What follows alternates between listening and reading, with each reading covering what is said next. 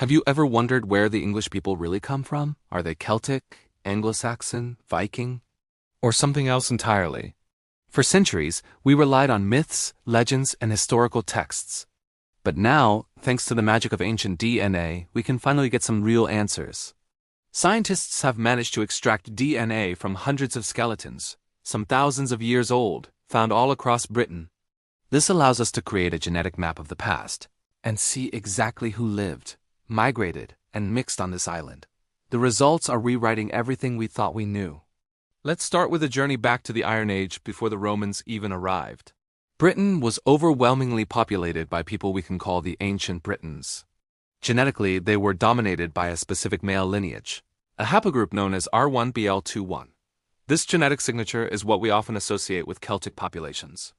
If you look at a modern genetic map, you'll see this lineage is still incredibly common in places like Wales, Cornwall, and Western Ireland. These regions are like genetic time capsules, preserving the heritage of those original Britons.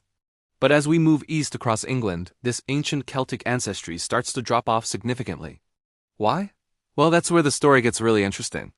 First, let's talk about the Romans. They ruled Britain for nearly 400 years, building roads, cities, and forts. You'd think they would have left a massive genetic footprint, right? But the DNA tells a different story. The Roman occupation had a surprisingly small impact on the gene pool of the native Britons. It seems Roman rule was more about military and administrative control than large-scale settlement. The vast majority of people living in Romang Britain were still genetically the same ancient Britons from the Iron Age. So the idea that the English are descended from Romans? The evidence just isn't there. The real turning point came after the Romans packed up and left. Around the 5th century, with the Roman legions gone, Britain became vulnerable. This period saw the arrival of new groups from continental Europe, the Angles, Saxons, and Jutes, collectively known as the Anglo-Saxons. They came from what is now Germany, Denmark, and the Netherlands. For a long time, historians debated whether this was a small elite takeover or a massive folk migration. Ancient DNA has settled this debate. Skeletons from early medieval graves in eastern England show a dramatic genetic shift. At its peak, some of these individuals had up to 76% of their ancestry from continental northern Europe. This wasn't just a few powerful warlords taking over. This was a large-scale population replacement. The Anglo-Saxons brought new languages, new cultures, and new DNA. They introduced several paternal haplogroups that were rare in Britain before, like I1, R1bu, U106, and R1a. We can even see this change in how people were buried. Graves filled with classic Saxon goods, like brooches and weapons, almost always contain people with high levels of continental ancestry. Meanwhile, individuals with more native British ancestry were often found in poorer graves with fewer artifacts. It paints a picture of two distinct populations living side by side, with one gradually displacing the other, especially in the East.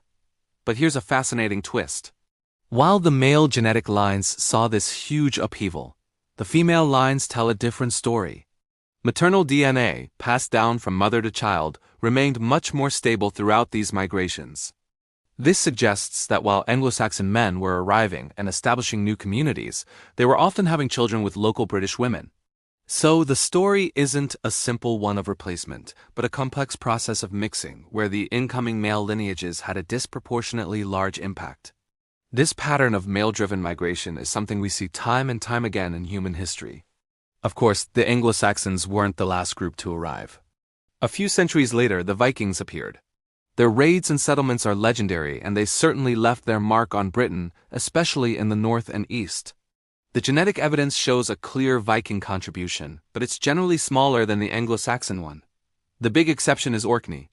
The Orkney Islands off the coast of Scotland are a genetic outlier.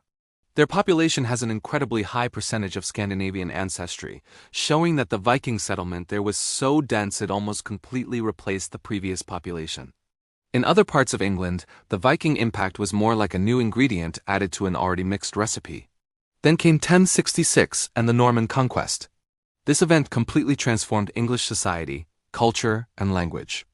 The ruling class changed, French became the language of power, and castles popped up everywhere. But genetically, the impact was minimal.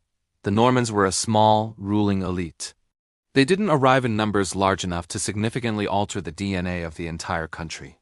So, while they changed the course of English history, they didn't really change the English gene pool. The foundational mix of ancient Britain and Anglo-Saxon was already firmly in place. So what does all this mean for the people of Britain today? Well, the first thing to understand is that there is no single British or English genetic profile. A groundbreaking study mapped the genetics of modern Britain and found it's not one big melting pot, but a mosaic of at least 17 distinct regional clusters. These clusters reflect the deep history we've been talking about. For example, people in Wales and Cornwall are genetically closer to the ancient Britons than anyone else. Their DNA shows the clearest link to those pre-Roman inhabitants. Meanwhile, people in eastern, central, and southern England show the highest proportion of Anglo-Saxon ancestry. It's a clear echo of that massive migration 1,500 years ago. The genetic dividing lines on the map today often follow ancient tribal kingdoms and geographical barriers. And what about Orkney? It remains the most genetically distinct region, a testament to its strong Viking heritage. It's amazing to think that these ancient events are still written in our DNA today. Rural populations have tended to preserve this ancient genetic structure more strongly, while major cities have become genetic melting pots due to more recent immigration from all over the world. So, to answer our original question, who are the English people? The answer is they are a mixture. They are the descendants of the original Celtic-speaking Britons, blended with a huge wave of Anglo-Saxon migrants, with smaller but significant contributions from Vikings and other European groups over thousands of years. But here's the most important takeaway. Your genetic identity is not the same as your national identity. These DNA studies don't tell us who is more English than someone else. Instead, they show us that the history of Europe is a story of constant movement, mixing, and connection. We are all, in a sense, migrants. Our DNA is a beautiful, complex tapestry woven from countless threads, connecting us not just to the history of one island, but to the entire human family. Thank you so much for joining me on this journey through time and DNA. If you found this as fascinating as I do, please hit that like button, subscribe for more stories from our shared past, and let me know in the comments which part of this history surprised you the most. See you next time.